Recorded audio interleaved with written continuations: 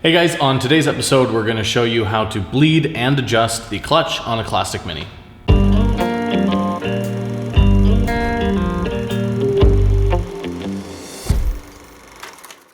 So the clutch system on a Mini is pretty simple. So you know there are two basic types of clutches that came on Minis. There's Verto and pre-verto. The pre-verto ones are the earlier type, that's what's on this car here, and then the Verto are the later type. On the pre-verto, there is a hydraulic system and also a mechanical system that needs to be adjusted. On the later Verto type, it's just the hydraulic system, requires no adjustment. Now, before you start to bleed and adjust your clutch, you want to make sure that the free play that's in your kind of wear items, the moving components, that there isn't a ton of movement there. So the first step is to take the clutch pedal and move it up and down, and there's a little clevis pin that goes in between the master cylinder and the pedal, and you want to make sure that that pin isn't super worn. If the pedal's able to move a lot before it actually starts to push the piston in the master cylinder, that's going to take up a bunch of slop before you're able to actually start to compress the clutch. So usually a new pin put into there will help alleviate that. As well, if you look on the kind of clutch side of things, where there's the arm that pushes actually onto the clutch diaphragm, if that's worn out, or the clevis pin that comes off the slave cylinder is worn out, you want to make sure all those things are in good order before you start to bleed the clutch, because that might be where your problem lies and not actually in the clutch system. Now the clutch system works pretty much the exact same way as a brake system. You've got a master cylinder, you've got a line, and you've got a slave cylinder. That would be like the wheel cylinders or calipers in a brake system. So with the master cylinder, in a conventional system, it goes to a hard line that then goes to a soft line that then goes to the slave cylinder. We have upgraded it with our line that we make here. It's a single piece straight shot flex line that goes right from the master cylinder directly to the slave. On this model, it's a left-hand drive model, so we've got our left-hand drive clutch line. This line here is PTFE hose that's then wrapped in stainless steel, and then over the stainless steel there's a nylon braid. This helps prevent corrosion and stops it from scratching your paint when it's rubbing against it. We really like this line that we make because it eliminates possible leak point. On the factory one, because you have a hard line that then goes to a soft line, there's just more areas where the clutch could leak. There's also more areas where air could get trapped, and same with a brake system. You don't want to have any air in the system because air is compressible and liquid isn't. So with having a single straight line that goes right to the slave cylinder, you can eliminate the leak points, and you can eliminate the fact that sometimes air gets trapped in those junction points. So this makes it a lot easier. The kind of last reason that we really like this is because you can actually take off the slave cylinder and lift it up out of the car if you need to do any service work, or even actually for bleeding, whereas with the hard line, because it's actually attached to the car, you can't really do that. So this one, without having to re-bleed it, I can take off the slave cylinder, put it off here, do whatever work I need to do, bolt it back up, and you don't need to re-bleed it, which is really nice. So on this car, it's an older master cylinder, still in good condition. This is the one out of my car. Same with our clutch line. This clutch line is about 4 years old, still holding up great. What we're going to be doing on this one is a basic fluid change. So we're going to be taking, you can see the fluid in there is a little dirty. We're going to be sucking out the old fluid, putting some clean stuff through, and then just cycling some of it through to make sure that we don't have any air pockets in the system. So to go ahead, first thing we want to do is take off the cap of the master cylinder, and then we're going to use like a turkey baster or some sort of suction device to take out the old fluid, as much of it as we can, and then top it up with new stuff.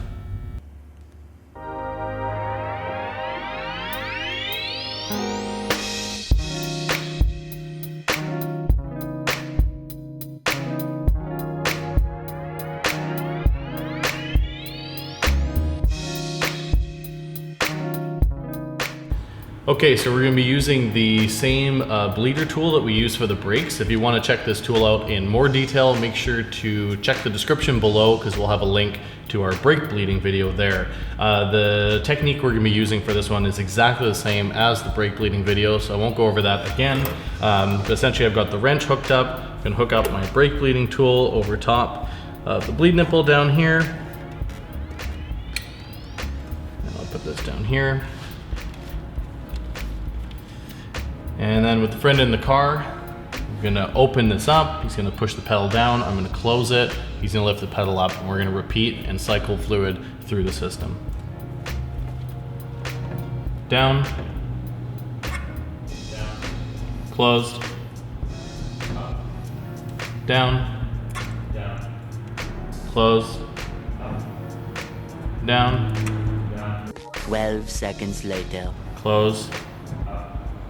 So it's the same with the brake bleeding video. You want to keep an eye on the master cylinder, make sure it stays topped up. So I'm going to top it up with some fluid now and continue bleeding. You can see the line here. We're getting pretty clear fluid. There's still a couple air bubbles, so I want to run a little bit more fluid through there, not only to get the air bubbles out, but also to make sure that we've got entirely clean fluid in the master and through the line into the slave.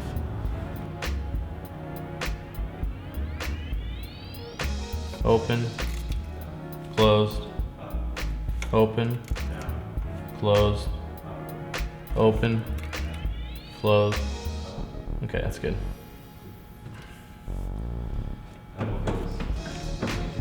Yeah, it's a lot of movement there. Can you push all the way to the floor? Yeah, we're good.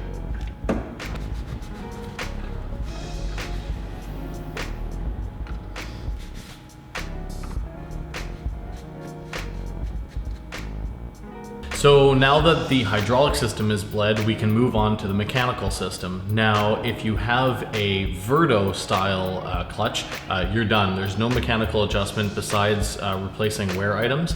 With the pre-verto, like this car has, there's a couple simple adjustments you can do, and if these are done correctly, the clutch pedal will feel amazing. If they're done incorrectly or they're not done, you can be chasing clutch problems.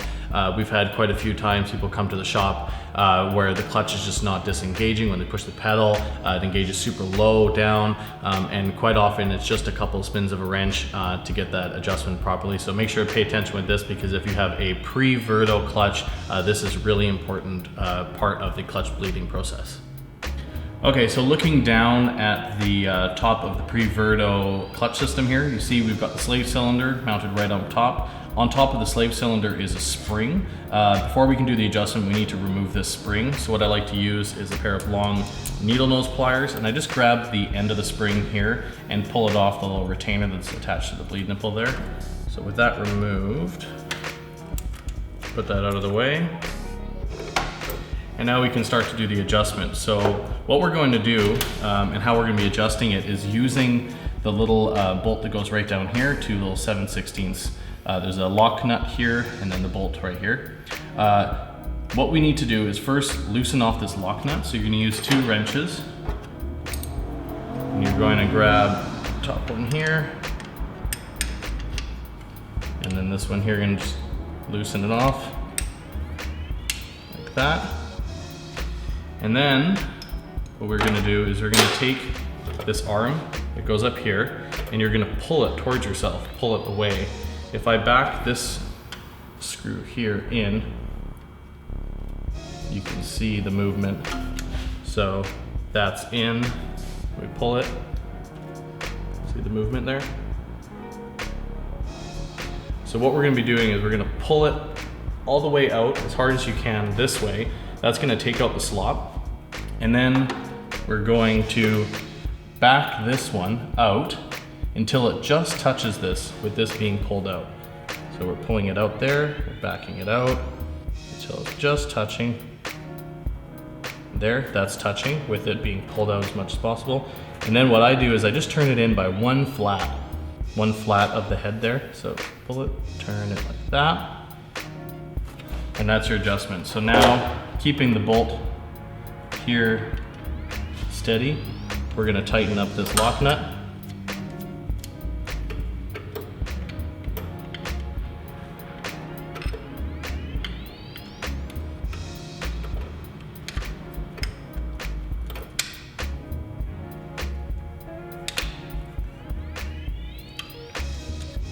And that's the adjustment done.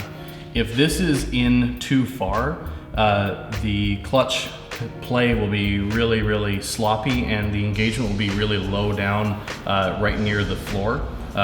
With this just barely touching, then you get a really nice engagement of the clutch. The last thing you need to do is, once this is all done, what we're gonna do is we're gonna hook up the spring. Again, using the needle nose pliers.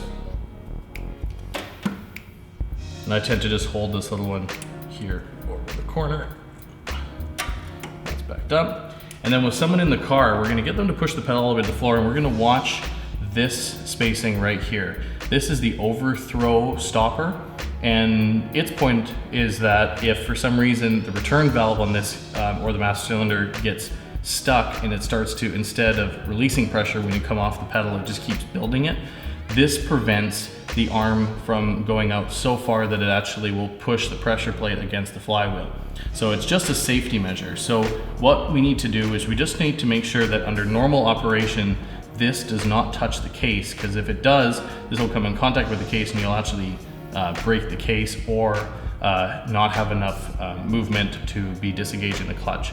So get the person in the car to pump up the pedal a couple times, just making sure it's fully operating, and then hold the pedal down. So with it being held down, we can see that there's a gap here. As long as there's a gap here, then you're good. If there isn't, you need to back off this nut. There's, again, the same thing, there's a lock nut on here, and then this nut, the big one here, we just back it off. You don't really need to be too concerned with having a specific amount. There is an amount in here. You can use a feeler gauge in the workshop manual, but really you just need to make sure that it's not hitting this, and then that this one here is adjusted properly, and your clutch is adjusted. All right, that's it for bleeding your clutch. As you can see, it's really easy to do, especially if you have a friend to help you. If you haven't bled your clutch in a while, or you think the fluid looks a little bit dirty, go ahead and do it. It'll make a big difference on how the car drives and how the clutch feels. People often forget about bleeding the clutch. They'll only bleed the brakes, but it needs just as much maintenance as the brakes do. Now, if you are interested in picking up our left-hand drive single shot clutch line, we've got a promo going on right now. Check them out at stevesonmotorco.com. Enter the discount code for 10% off. Thank you so much for watching, and we'll see you on the next one.